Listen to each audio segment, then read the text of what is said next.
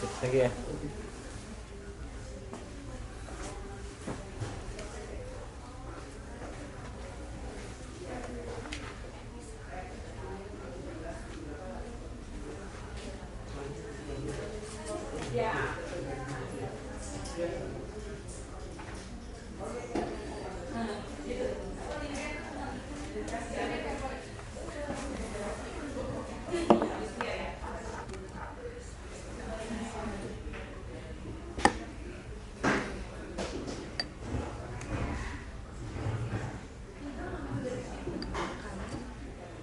Tes, suaranya sudah terdengar. Kak Kat, suara kamu apakah sudah terdengar? Kak Kat, suara kamu sudah terdengar? Jangan stuck. Berjalan.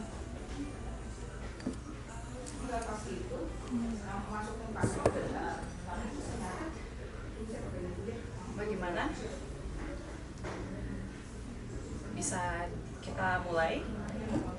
Mungkin kita nanti suaranya lebih keras aja ya, kami ya. Udah kedengeran?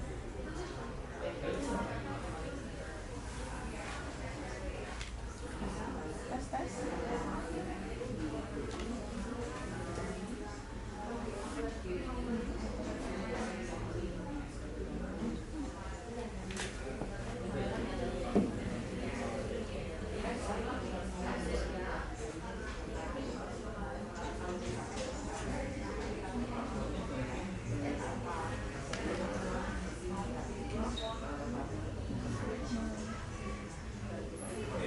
Atau mau coba pakai HP Mas Andi?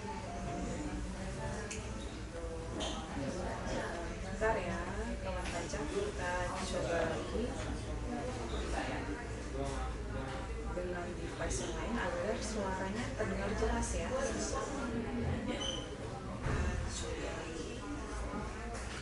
Pakai ini nih coba.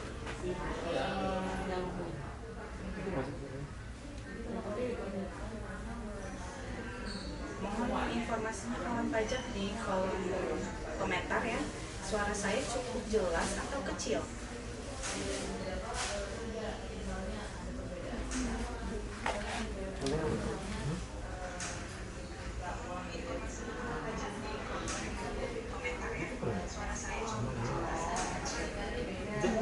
Jelas ya? Oke, coba Kak Ami mungkin boleh dites dulu suaranya. Baik, tes 1, 2, 3.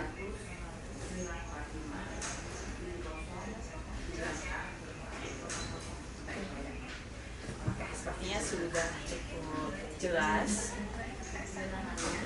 Kita mulai saja ya bincang pajak pada siang hari ini.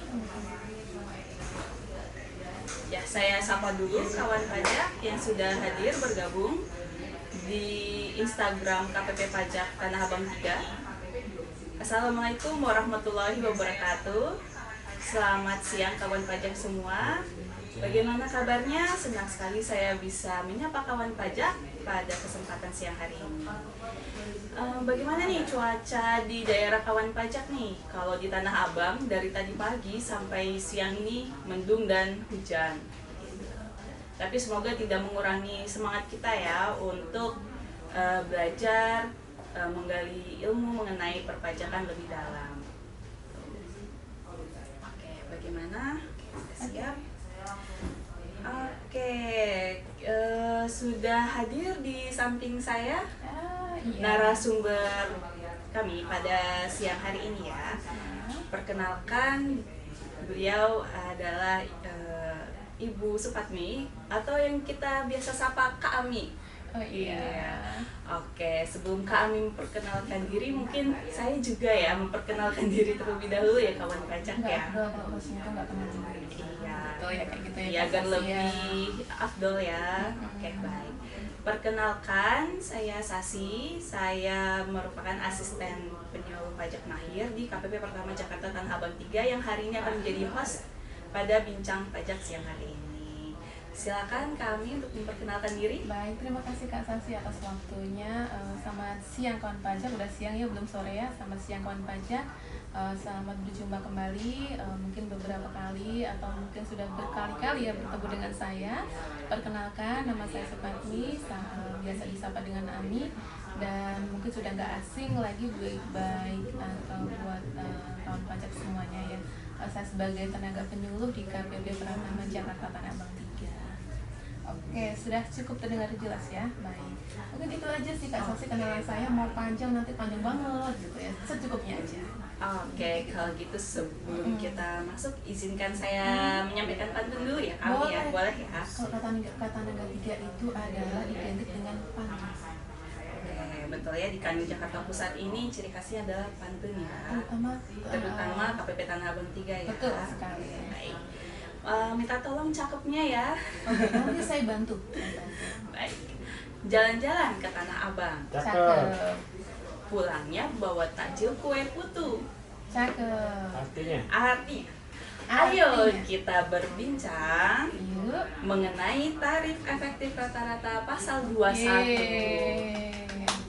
Terima kasih. Sebelumnya saya mengucapkan selamat beribadah puasa bagi teman-teman kawan pajak yang muslim. Semoga ibadahnya lancar ya dan dapat meraih banyak pahala. Oke, tanpa berlama-lama lagi, mari kita memasuki pada materi siang hari ini, yaitu tarif efektif rata-rata pasal 21. Nah, ini adalah salah satu topik yang hot ya, yang lagi hangat diperbincangkan. Mulai di khalayak umum ya, di TV, di sosial media, banyak yang membahas mengenai tarif ini. Betul. Sebenarnya ini tarif apa sih kami? Tarif efektif rata-rata atau kita sebut TER. Jadi ini tuh adalah tarif baru yang diterapkan untuk menghitung PPh pasal 21. Jadi ini hanya khusus untuk PPh pasal 21 Bang Pajak. Gitu. Nah, kalau ini aturannya di mana kayak gitu kan? Nah, aturannya ini ada di PP atau Peraturan Pemerintah Nomor 58 Tahun 2023. Ini mengenai pemotongan dan pemungutan PPh penghasilan terkait dengan jasa dan sebagainya kayak gitu. Nah, ini diperinci lagi Kak Saksi itu di PMK 168 tahun 2023. Jadi ini itu mengenai petunjuk teknisnya dari PP 58 ini Kak Saksi. Karena kalau kita mengeluarkan suatu aturan baru kan kita harus ada payung hukumnya nih. Nah, payung hukumnya ini adalah ada di PP 58 ini Kak Sasi gitu. Nanti ada banyak perubahan di situ Kak Sasi terkait penghitungan PP pasal 21 dari yang sebelumnya kan kita pakai yang tarif pasal 17 ya. Nah, nanti kita untuk per bulannya tuh pakai TER gitu Kak Sasi. Oke.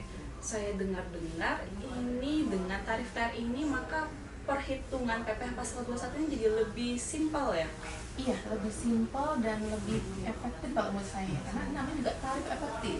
Oh iya, tarif Rata-rata. efektif. Nah, jadi dengan ini lebih efektif dan lebih simpel. Kenapa kok bisa lebih simpel kayak gitu Kak Saksi? Karena di sini itu nanti kita hanya hitungan tuh langsung dikatakan tarif aja Kak Saksi. Nggak ada penghitungan pengurang lagi, nggak ada penghitungan uang yang tiap bulannya itu loh Kak Sasi. Jadi kita pokoknya seluruh penghasilan diterima di bulan tersebut langsung kita kalikan tarifnya. Seluruh penghasilan yang diterima pada bulan tersebut itu. Oke, berarti mencakup semuanya ya? Iya. Seluruhnya. Jadi itu baik penghasilan teratur atau tidak teraturnya itu nanti dijumlah dijadikan satu. Dan yang jelas ini nanti sifatnya akumulasi ya kawan pajak ya, jadi tidak boleh dipisah-pisah. Kalau nanti penghitungannya beda. Oke, kalau misalnya yang dulu itu ada pengurangan, kemudian dikali dulu 12 ya, disetahunkan terlebih dahulu ya? PPKP, dan sebagainya gitu.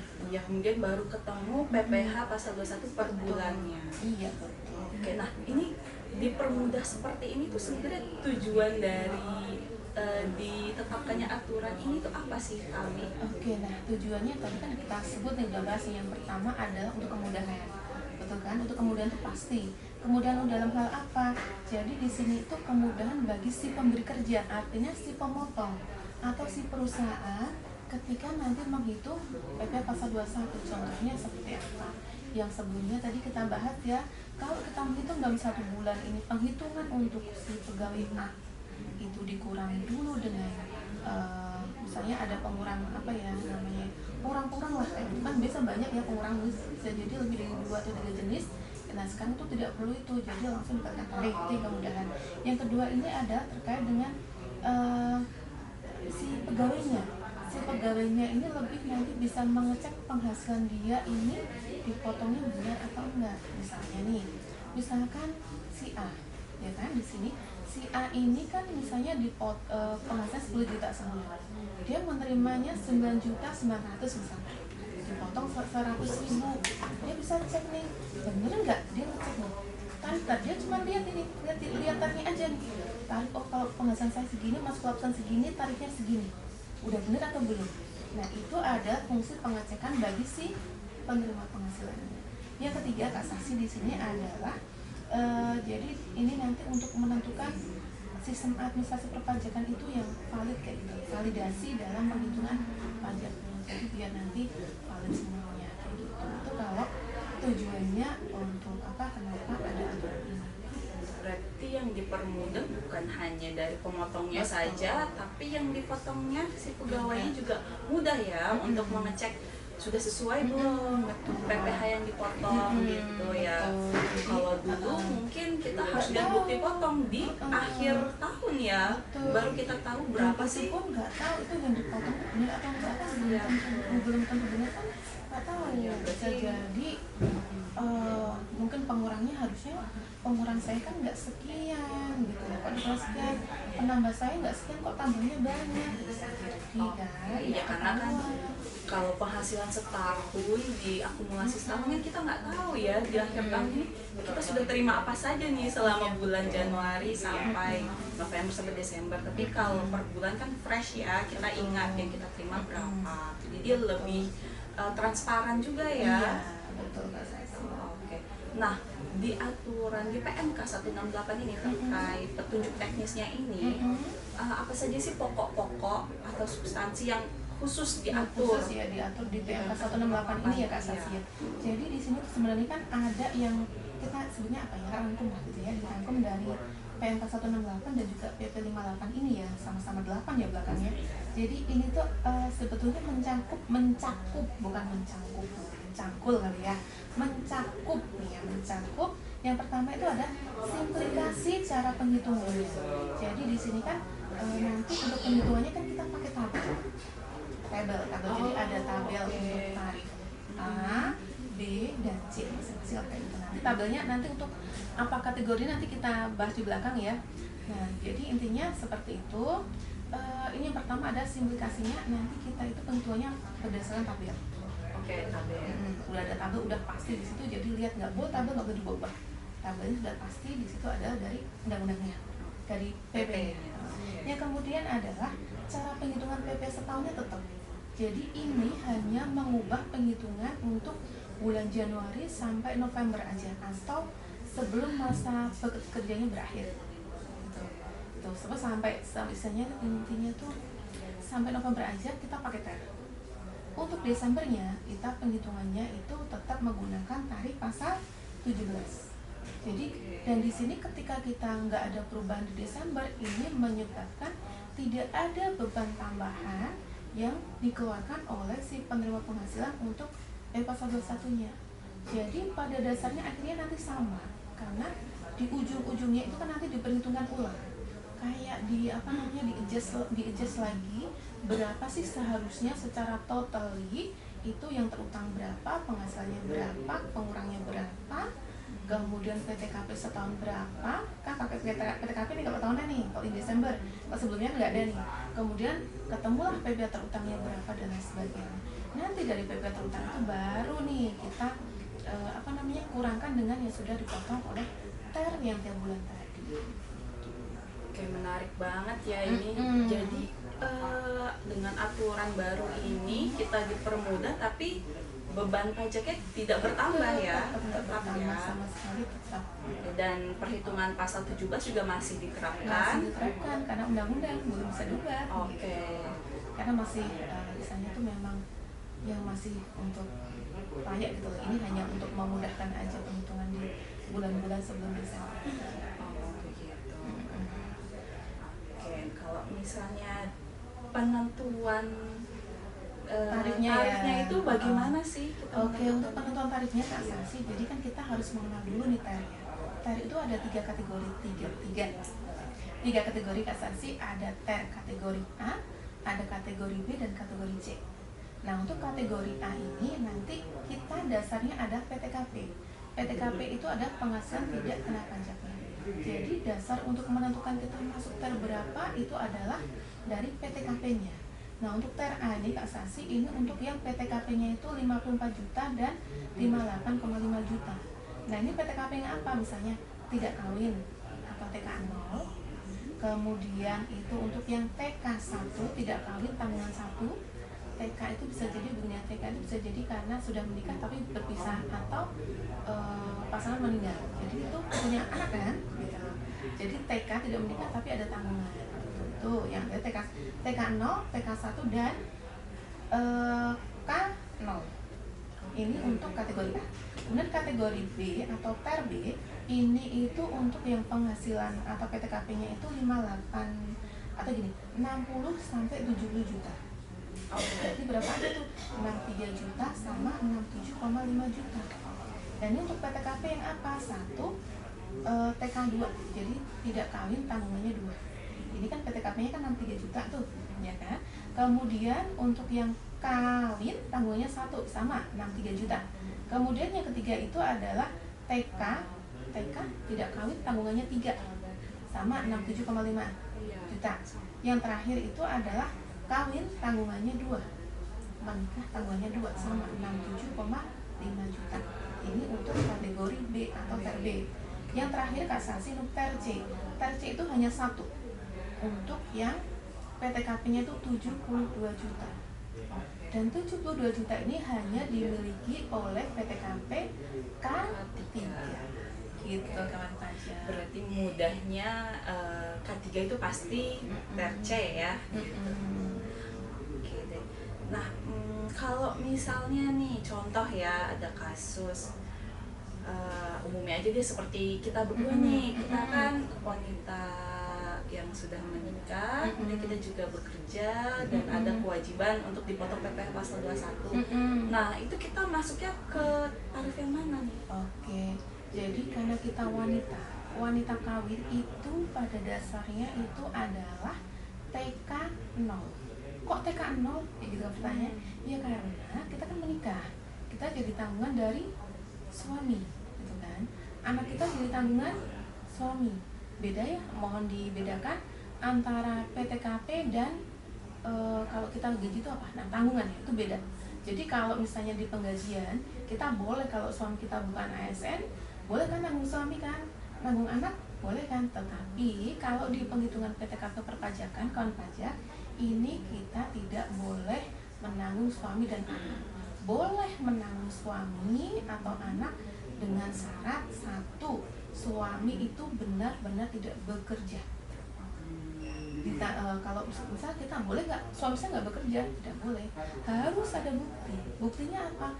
Minimal itu ada surat keterangan dari kecamatan yang menunjukkan atau menerangkan bahwa si suami tidak memiliki penghasilan. Sekurang-kurangnya pokoknya minimal kecamatan. Tingkat kelurahan boleh nggak? Boleh. Minimal kecamatan. Berarti sebenarnya masih bisa ya untuk wanita kawin yang bekerja statusnya tidak TK0 ya. Cukup lengkapi saja ya persyaratannya yang dibutuhkan agar bisa dimasukkan di PTKP-nya yang dipotongnya masuk yang K sekian. Iya. Oh, Kak Sasi, saya tadi ada yang kelewat Kak Sasi. Oh iya. Jadi TER itu kan ada 2 jenis nih Kang pajak, ada TER bulanan, ada TER harian. Tadi saya lupa menyampaikan. Bedanya apa tuh Kak? Kalau TER harian itu untuk bagi si penerima penghasilan itu yang menerima penghasilan itu secara harian atau tidak secara bulanan. Artinya kalau tidak secara bulanan, harian boleh, mingguan boleh, itu masuk ke TER harian. TER harian ini pun nanti dibagi 2 Kak Sasi ya. Jadi nanti ada 2 tarif. TER harian itu ada 0% dan 0,5%. 0,5% itu untuk yang penghasilannya dalam sehari kurang dari 450.000. Nah, kalau untuk 450.000 sampai 2.500.000 dalam sehari, dia tarifnya 0,5%.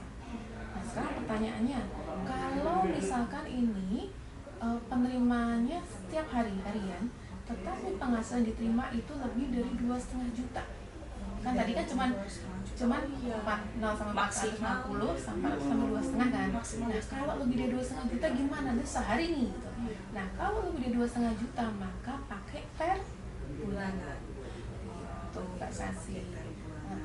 Jadi itu aja kuncinya untuk harian itu tadi tarifnya 0 sama 0,5. 0 itu penghasilan 0 sampai 450.000 sehari.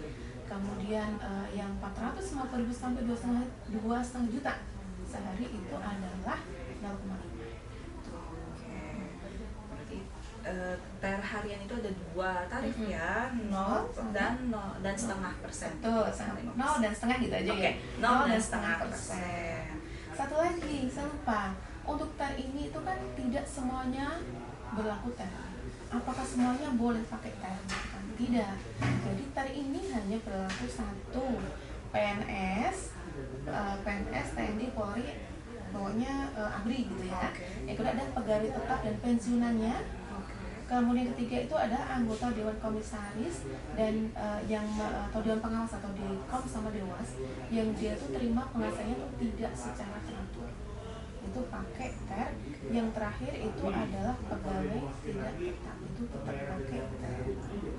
Jadi ada 4 kategori yang bisa menggunakan tabel THR ini ya, tarif THR ini ya. Jadi kalau di luar 4 ini kan tetap tidak boleh. Contohnya kan misalnya bukan pegawai atau misalnya peserta kegiatan gitu ya. Itu kan di luar ini nih. Iya, tidak termasuk. Jadi kalau di luar dari 4 kategori ini maka penghitungannya tetap pakai tarif pasal 17 gitu. Peserta kegiatan itu yang seperti apa sih kami? Peserta kegiatan itu misalnya ada contoh perlombaan kayak gitu ya. Contoh peserta lomba, kemudian peserta rapat, peserta atau anggota dalam kepanitiaan tertentu kayak peserta kegiatan pelatihan dan lain sebagainya. Itu peserta kegiatan. Tetapi walaupun ini peserta kegiatan misalnya ada satu hal bukan pajak yang penting banget ini. Jadi kalau misalnya nih pegawai tetap gitu ya menjadi peserta kegiatan dalam suatu event, misalnya di sini di kantor mengadakan perlombaan, jadi peserta kegiatan dapat uang honor dari peserta kegiatan nih, itu apakah dia pakai pasal 17? Jawabannya adalah tidak. Kenapa tidak? Di PMK 168 pasal 8 saya lupa, di situ di state bahwa untuk honor peserta kegiatan yang diterima oleh pegawai tetap itu menggunakan THR selama peserta kegiatan itu yang mengadakan adalah si pemberi kerja. Tetapi kalau yang mengadakan itu kantor lain atau pemberi kerja lain maka menggunakan tarif pasal 12 gitu. Ini mungkin agak bingung ini, jadi masih kan pikirannya peserta kegiatan pasal 12 enggak. Jadi ini khusus yang pegawai statusnya pegawai tetap, kalau dia menerima penghasilan dari peserta kegiatan yang mengadakan adalah si pemberi kerja maka pemotongan pajak PP 21-nya menggunakan tarif THR. Berarti ya, honor acara itu, honor kegiatan tersebut itu masuk ke yang bulanan itu ya, penghasilan bruto bulanan itu ya, dijumlah dengan gajinya, dengan unsur-unsur lain yang diterima pada bulan itu ya. Itu karena kegiatannya diselenggarakan oleh pemberi kerjanya, oleh kantornya gitu ya. Kalau nanti beda kantor ya nggak bisa pakai. Berarti kantor lain tersebut itu menghitungnya pakai tarif pasal 17 itu ya. Betul. Oke deh. Kayaknya seru banget ya, pasal 21 yang baru ini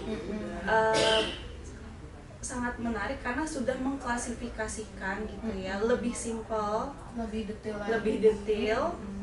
Dan semuanya ini sebenarnya mencakup semua kegiatan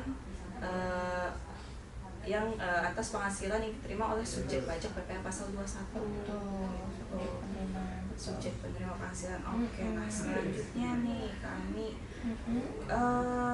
kalau misalnya perhitungannya Ini Contoh kalau gitu ya. contohnya Bedanya kayak iya, dulu sama sekarang gitu dulu ya. sama sekarang itu boleh gak dikasih spill gitu? Contohnya misalkan nih, saya misalkan nih ya, si Tuan Anton aja ya. Tuan Anton itu terima gajinya 10 juta. Ini penghitungan yang lama ya. Jadi ini terima gaji 10 juta. Kemudian dia kalau yang lama kan tetap kan pakai pengurang penambah dan sebagainya kan. Ini ada pengurangnya biaya jabatannya 5%.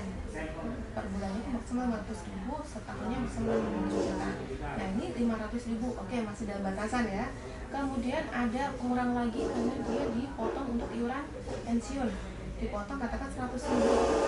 Jadi totalnya ada 10 juta dikurangi 500.000 dikurangi 100.000. Jadi netonya ada 9.400.000 gitu ya. Nah kemudian neto setahun, ini kan neto sebulan nih, kita harus setahunkan untuk menghitung PP21 tuh harus setahunkan dulu. Jadi neto sebulan itu dikalikan 12 dulu untuk mendapatkan neto setahun. Jadi 9,4 juta dikalikan 12, ketemunya adalah 112.000, 112 juta 800.000. Kemudian Setahun, itu setahun. Kemudian karena dia setahun maka tujuannya PTKP setahun. Anggap saja Tuan A tadi adalah K0, kawin tanpa tanggungan. Berarti PTKP-nya ada 58.500.000. Berarti tadi neto setahun dikurangi PTKP tadi 112.800.000 tadi dikurangi 58.500, 58.500.000, ketemunya kan 54.300.000. Nah, nanti dari sini itu baru kita kalikan tarif. Kita ingat dulu, tarif progresif itu adalah 0 sampai 60 juta adalah 5%. 60 sampai 250 juta ketemuan ada tarifnya 15% dan seterusnya. Saya yakin untuk kawan pajak udah di luar kelapa ini gitu kan. Oh iya, Ya lama kan? itu kan ada berlayer-layer ya. Lapisan tarif progresif pasal 17. Nah, kemudian dari situ kasasi itu kan tadi karena di bawah 60 juta kan berarti 5% nih. Tuh. Nah, tadi 54.300 tadi kita kalikan 5% kasasi. Ketemunya 2.715. Ini setahun. Kalau sebulan berarti kita harus kalikan Dibagi 12 lagi. Nah, berarti ketemunya 226.250 rupiah. Itu per bulan. Bulan pertama. Bulan kedua nanti hitungnya sama lagi, hitung ulang terus. Nggak sama. Apakah bisa kita sebulan Januari kita potong 216, 250, Februari kita potong segitu? Kayak gitu. Kan nanti hitungan ulang ditahunkan terus. Bisa jadi penambahnya di bulan Februari beda, pengurangnya bisa jadi beda kan. Jadi setiap bulan itu kan disetahunkan dan lain sebagainya. Nah kalau kita pakai TER misalnya nih 10 juta, gajinya 10 juta Sebulan. kita cek Sebulan, kita cek di tarif TER A, TER B atau TER C. Karena dia K0 berarti masuknya TER A, ya kan? TER A itu kalau 10 juta tarifnya kalau nggak salah 2% kali ya. Bisa lapis seberapa saya lupa. Berarti tabelnya itu judulnya itu adalah PTKP-nya ya, K berapa? TER A itu PTKP sekian. Betul. Kemudian di situ ada penghasilan bruto ya, daftar antara. Jadi nanti untuk TER A itu ada, kalau nggak salah ya kasasi saya lupa ingat 41 tabel. Kalau TER B itu ada 40 tabel kalau nggak salah, dan TER C itu ada 44 tabel atau kebalik ya. Untuk itu kasasi. Nah itu nanti kasasi tadi kan saya kita ketemukan 2% tadi, 2% dikalikan 10 juta ketemunya 200.000. Jadi per bulan nanti sama. Kalau penghasilannya sama, kalau penghasilannya beda, misalkan dalam bulan Januari kan 10 juta, Februari ternyata dapat bonus 5 juta, berarti di bulan Februari berarti 10 ditambah 15 gitu. Jadi terus kalikan lagi, oh dia masuk tabel berapa, baru disesuaikan lagi ya tabelnya, penghasilan bruto yang berapa dikali tarifnya berapa gitu. Nah kita selanjutnya nih, misalnya nih kalau saya bekerja nih, terus pertengahan tahun atau misalnya saya nggak sampai Desember nih bekerja di suatu perusahaan, itu cara menghitungnya